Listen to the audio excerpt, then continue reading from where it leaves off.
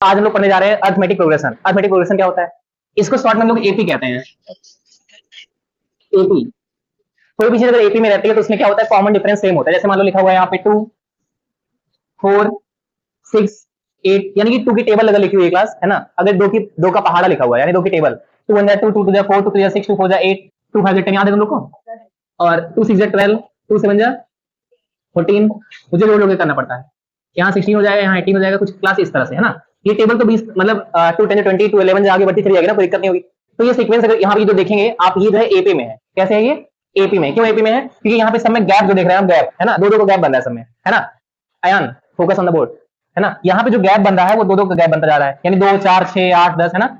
और यहाँ पे सबसे पहला वाला टर्म होता है, इसको बोलते हैं फर्स्ट टर्म। क्या बोलते हैं इनको हम? First term. फर्स्ट टर्म को हम लोग ए से रिप्रेजेंट करते हैं। कैसे करते हैं? ए से रिप्रेजेंट करते हैं। और उसके बाद वाले जो टर्म्स होते हैं उनको second term, third term, fourth term ऐसे से बोलते चले जाते हैं, ठीक है ना। इनके जो बीच में डिफरेंस आ रहा है, इनके बीच में जो सब में डिफरेंस आ रहा है, उनको कॉमन डिफरेंस कहते हैं, है ना। अच्छा, ये सबसे पहले इनके बीच में डिफरेंस कितना आएगा? इन दोनों बीच में डिफरेंस कितना होगा? 2 का होगा, यानी कि पीछे वाले में से आगे वाले को माइनस कर देंगे। कैसे निकालेंगे हम?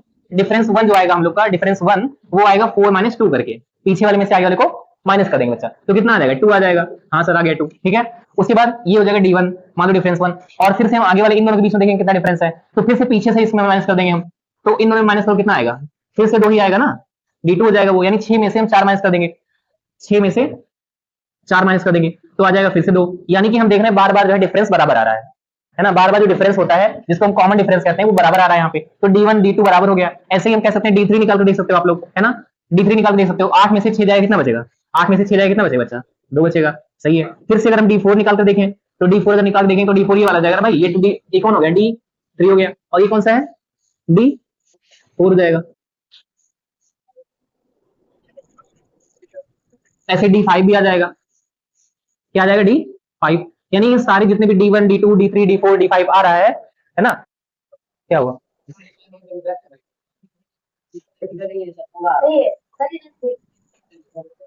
या जब फिक्स था एक जगह पे तुम लोग खड़े होकर देखिए और हिलाया उसको, ठीक है। चलो सुनो क्लास। तो D1, हाँ हम सब कर देंगे, परेशान डोंट वरी। तो D1 D2 D3 D4 जो होता है, सारी इसकी वैल्यूज जो होती है यहाँ पे बराबर आ रही है। या D4 भी देख लो आप निकाल कर, यहाँ पर D4 कितना आ जाएगा? 10 - 8, तो वो आ जाएगा 2। यानी हम कह सकते हैं कि जो डिफरेंस आएगा कॉमन डिफरेंस, अगर वो बराबर आ रहा है। अब देखो इस बात को सुनो मेरी, यहाँ पे जो सब में जो गैप है वो बराबर आ रहा है ना। अगर कॉमन डिफरेंस सब में बराबर आ रहा है तो वही चीज एपी में है।